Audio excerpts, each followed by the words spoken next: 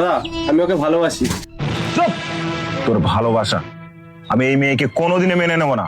দাদা কোনো কথা না। তাই বলে তুই একটা নিচু জাতির মেয়েকে নিচে বাড়ি তুলবি? দাদা ভালোবাসা জাতপাত মানে না দাদা, ভালোবাসা জানে শুধু ভালোবাসতে। এই শোন, আমার কথাই শেষ কথা। হ্যাঁ গো, ও যখন এত করে বলছে ওকে ভালোবাসে, তুমি মেনে নিচ্ছ না কেন? উমা, উমা যেও না উমা, উমা। সান, তোমার দাদার কথা তুমি কিছু মনে করো না। চলো, সকাল থেকে কিছু খাওনি, খেয়ে নেবে চলো। না বৌদি, আমার খিদে নেই, আর যে ঘরে উমার জায়গা নেই সে ঘরে আমি থাকবো না। সান, যেও না সান। ভালো করে কান খুলে শুনে রাখ, ওই জয়ের ভাইকে এক্ষুনি আমার পায়ের তলায় এনে ফেলাবি।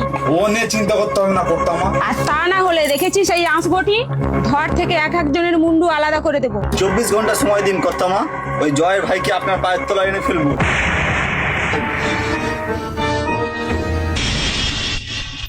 শান, তোমার দাদা যদি আমাদেরকে কোনোদিন না মেনে নেয় তখন তুমি কি করবে? জানি না উমা, শুধু এতটুকুই জানি যে আমি তোমাকে ছাড়া বাঁচবো না উমা, আমি তোমাকে ছাড়া বাঁচবো না। ওই তো হারামজাদার বাচ্চা, ধর রাখে। না, তোমরা ওকে মেরো না। এ তুই চুপ কর।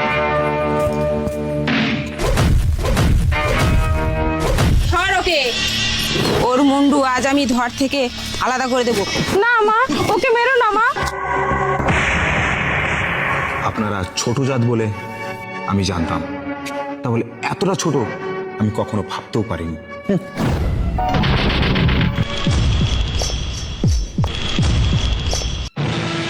এই চল।